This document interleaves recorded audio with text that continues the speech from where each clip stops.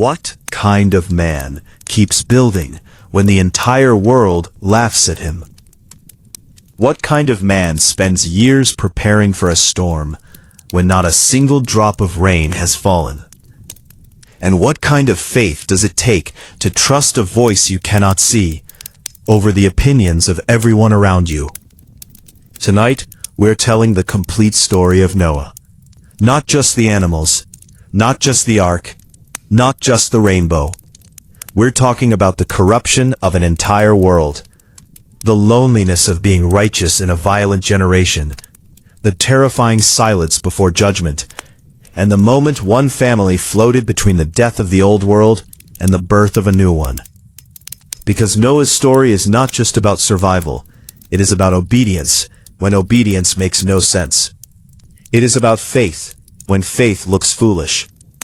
And it is about what happens when one man chooses to walk with God, even when the whole world walks the other way.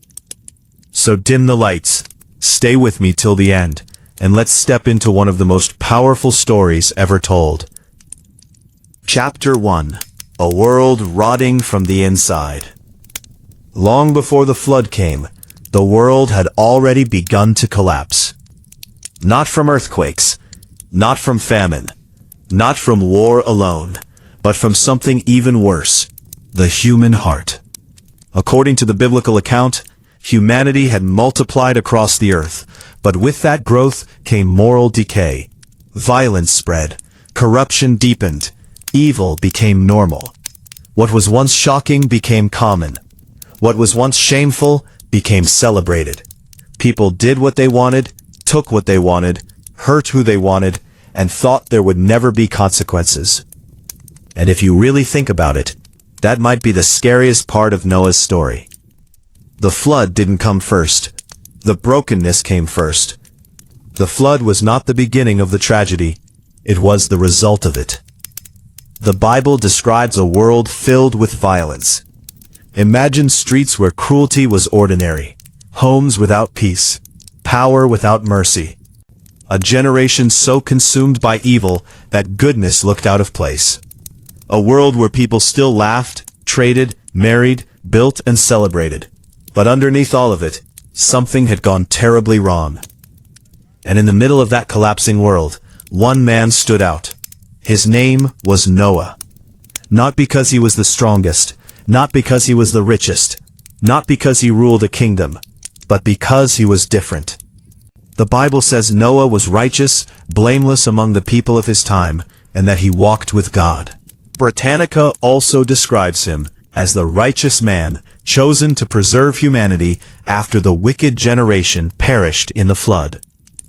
Bible Gateway, Britannica. That phrase, "he walked with God," is easy to read quickly. But don't. Because that one line tells you everything. Noah didn't just believe in God from a distance. He didn't just know about God. He didn't just perform rituals. He walked with God. Step by step. Day by day. Choice by choice. When everyone else drifted into darkness, Noah kept moving in the opposite direction. And that kind of life always costs something. Because when a whole society is corrupt, righteousness looks strange. When everyone is compromising, integrity feels lonely. When truth becomes unpopular, obedience becomes expensive. Noah was not simply living in a bad world. He was raising a family in one. He had a wife, he had sons, Shem, Ham, and Japheth. He had responsibilities, fears, and the same human emotions anyone would have. Britannica identifies Noah as the son of Lamech and the father of Shem, Ham, and Japheth. Britannica. And one day into that violent, corrupt, doomed generation, God spoke. Chapter 2. The warning that changed everything. Imagine living an ordinary day, and then hearing the voice that splits your life into before and after. That is what happened to Noah. God told him that the earth was filled with violence and that judgment was coming. Humanity had chosen corruption again and again, and now the time had come for the world to face the consequences of its evil. But in the middle of that warning, God gave Noah something astonishing: instructions for rescue. Think about that. Judgment was real, but so was mercy. God did not owe humanity another chance. And yet, in the midst of righteous anger, he made a way. He told Noah to build an ark, a massive vessel of survival, a wooden refuge in a world that had no idea it was about to drown. The Bible gives detailed dimensions for that ark: 300 cubits long, 50 cubits wide, and 30 cubits high, with decks, rooms, and pitch covering it inside and out. Now pause there. This was not a weekend project. This was not a small fishing boat. This was not some symbolic little raft. This was an impossible assignment. And maybe even more difficult than building it was explaining it. How do you tell your family that God has said the world is going to be destroyed? How do you explain why you're cutting wood, sealing beams, measuring lengths, and building something enormous when the people around you see no threat? How do you keep going when every swing of the hammer makes you look crazier? We often picture Noah as calm and unshaken, but let's be honest, he was still human. He probably had questions. How long will this take? Will anyone believe me? Will my son stay faithful? Will my wife understand? What will people say? What if this gets harder than I can bear?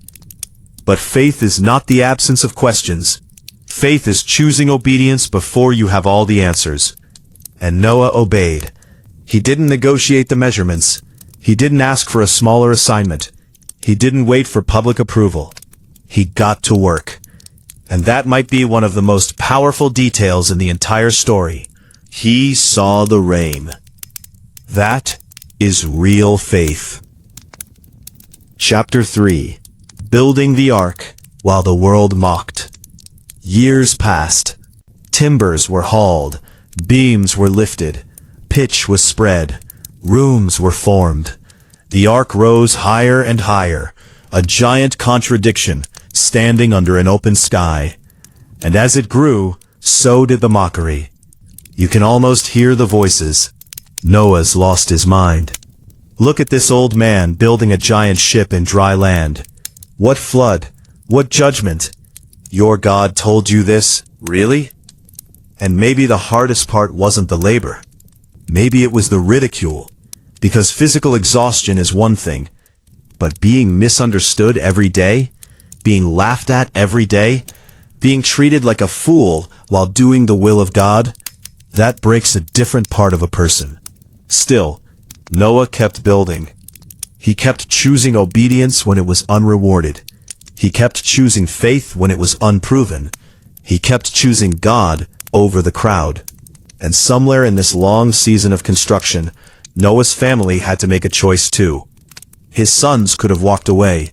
His wife could have said, "This is too much." The family could have fractured under the weight of the assignment. But they stayed. They built. They trusted. They followed. And this is something we miss when we only reduce Noah's story to animals entering a boat. Before there was rescue, there was long obedience. Noah's miracle did not begin when the waters rose. It began in the hidden years, the years nobody celebrated, the years nobody believed, the years when he just kept doing what God had said. There is something deeply human about that, because most people want dramatic signs. Most people want instant confirmation. Most people want the rainbow without the waiting.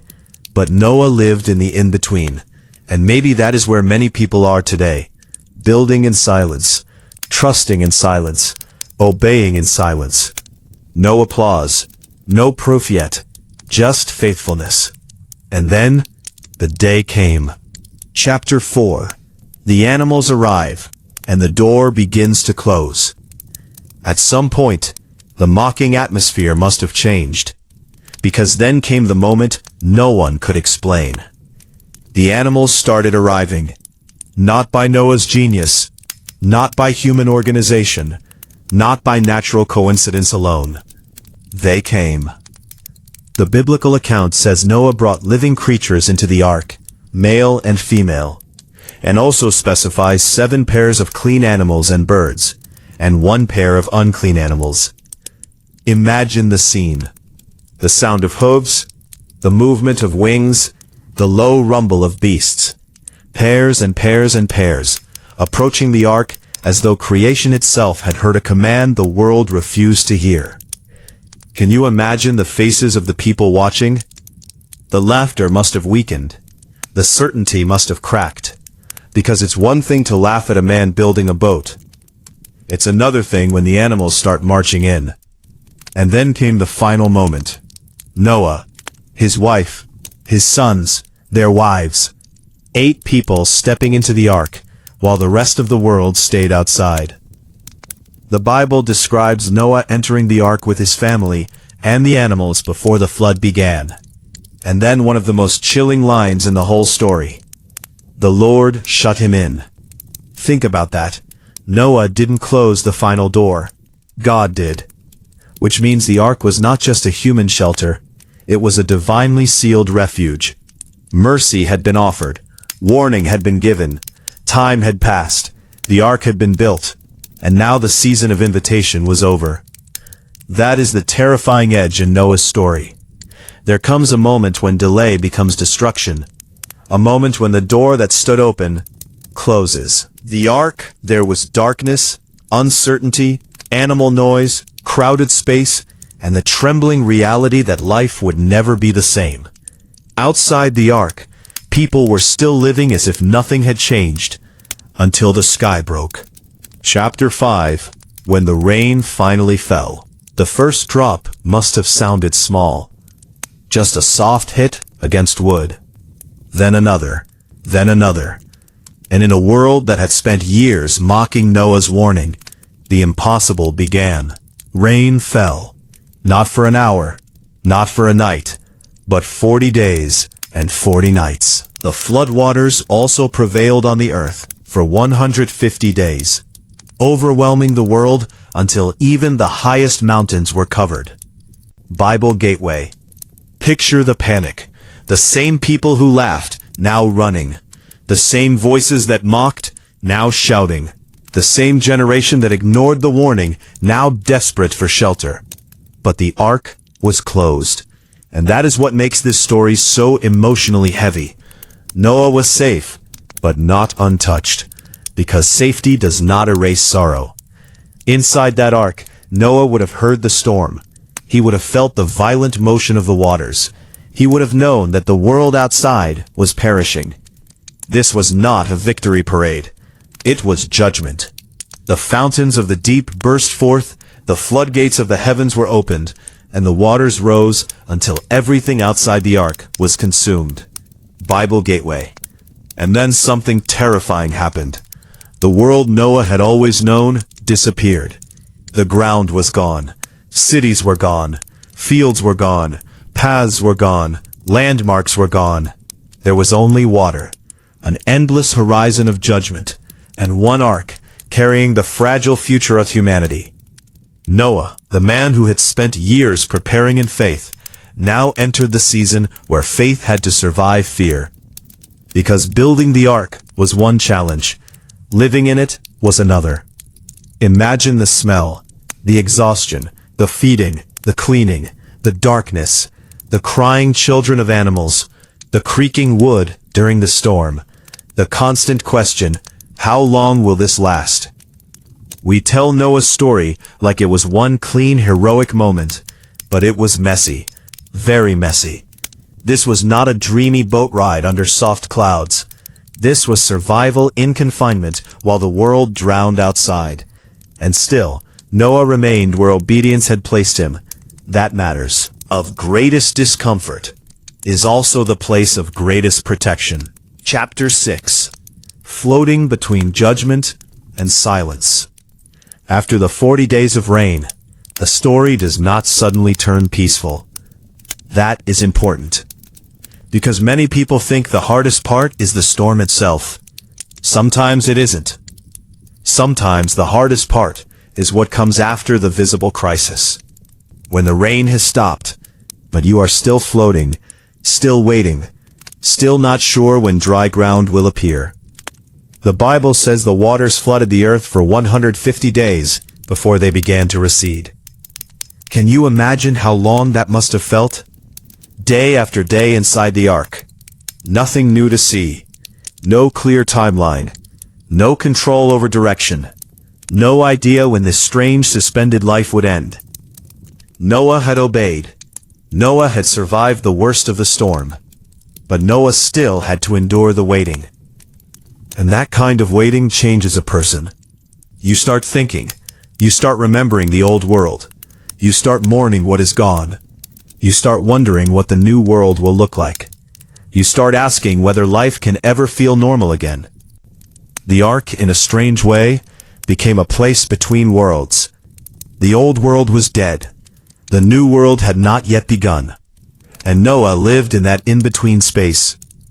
I think that is why his story feels so timeless. Because many of us know what it means to live between two realities. The old life is over. The new life has not fully started. The storm has passed, but the ground beneath us still feels uncertain. That was Noah. And then finally the waters began to recede. The ark came to rest on the mountains of Ararat, according to the biblical account, later summarized by Britannica. But even then, Noah did not rush out. He waited. Because surviving judgment was not enough. Wanted to move at God's timing. Chapter 7. The Raven, the Dove, and the Olive Leaf. Then came one of the most poetic moments in the whole narrative. Noah opened a window. After all that time sealed inside the ark, imagine what that first opening felt like. Fresh air. Light. A glimpse of the world after catastrophe. He sent out a raven. The raven flew back and forth. Then Noah sent out a dove. But the dove found nowhere to rest and returned to him. Just sit with that image for a second. Noah standing at the edge of a broken new world, holding a bird that had found no place to land.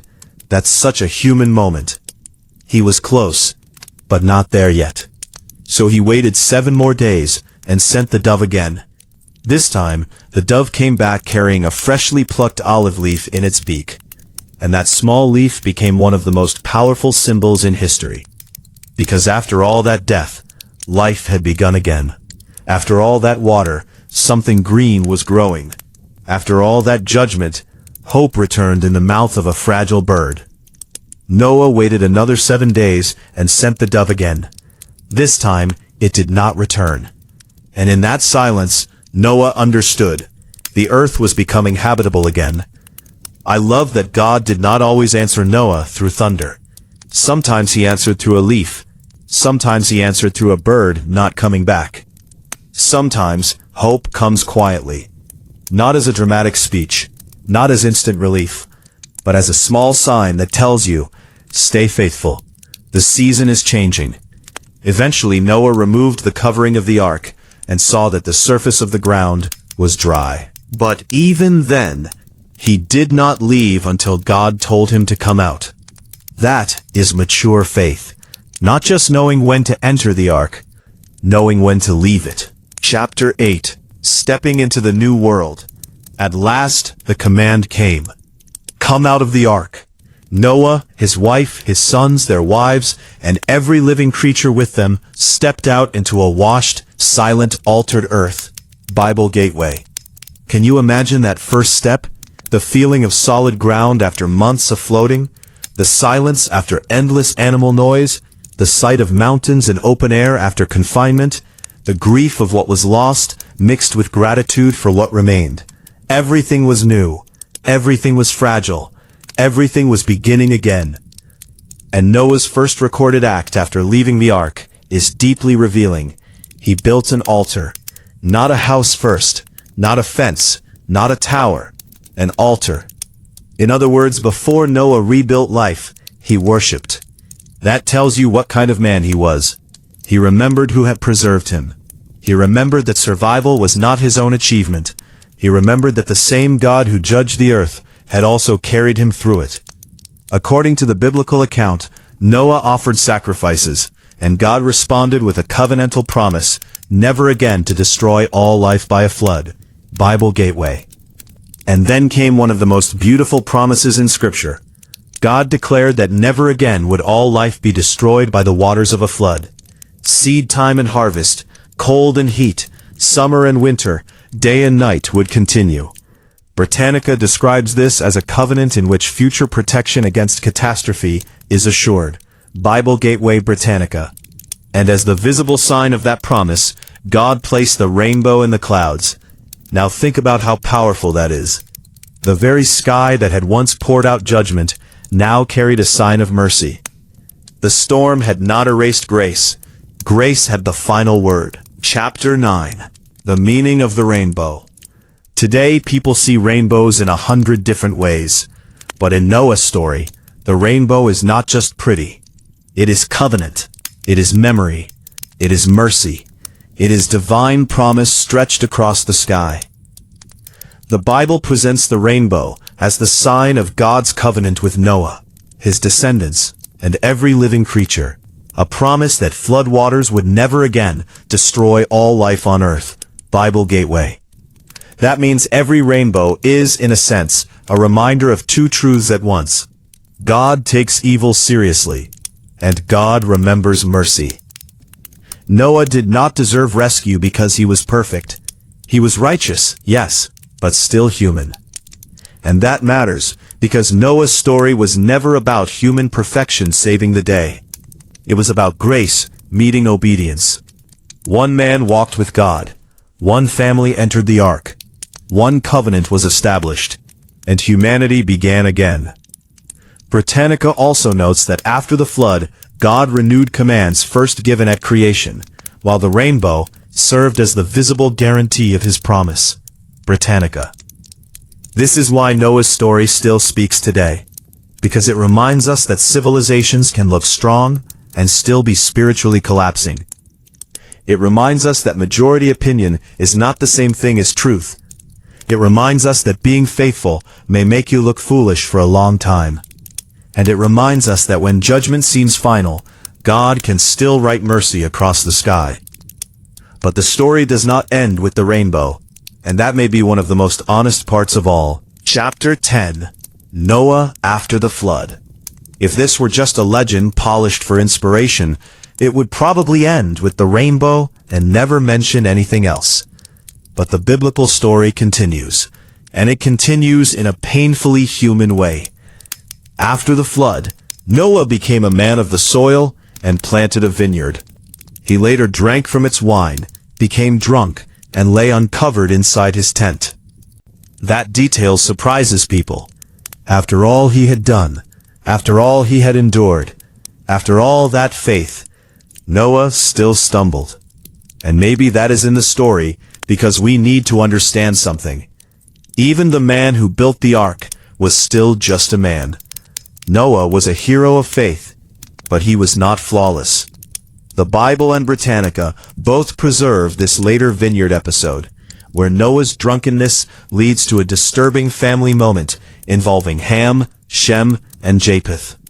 Ham saw his father's nakedness and told his brothers. But Shem and Japheth walked backward with the garments and covered Noah without looking at him. When Noah learned what had happened, he spoke words of curse and blessing connected to Ham's son Canaan, and to Shem and Japheth. It is a strange and uncomfortable ending if all you wanted was a neat children's story. But real life is like that. Even after great victories, human weakness remains. Even after surviving the storm, people still carry scars, flaws, and failures. Even after starting over, sin still exists. And perhaps that is the final truth Noah's story leaves us with. The flood changed the world, but it did not erase the deeper problem inside humanity. That problem would require more than an ark, more than water, more than a fresh beginning. Noah's story gives us rescue, but it also leaves us longing for redemption at a deeper level. And that is why this story lingers. Because it is not just about one disaster in the ancient world. It is about the human condition itself. Chapter 11. What Noah's story really means. So what do we do with Noah?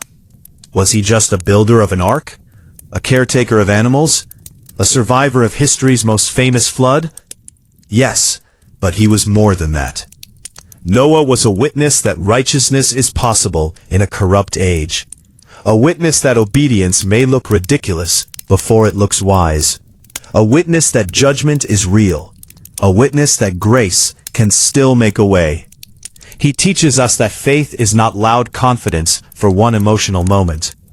Faith is daily obedience. Faith is building when nothing makes sense. Faith is staying faithful when nobody claps. Faith is trusting God enough to keep moving, even when the sky is still blue and the storm hasn't started yet. And maybe the deepest emotional power in Noah's story is this. He was not chosen because the world was good. He was chosen because the world was not. In the middle of violence, God saw Noah. In the middle of corruption, God saw Noah. In the middle of a doomed generation, God saw one man who still walked with him. That means darkness never has the final word. Not while faith still exists. Not while mercy still speaks.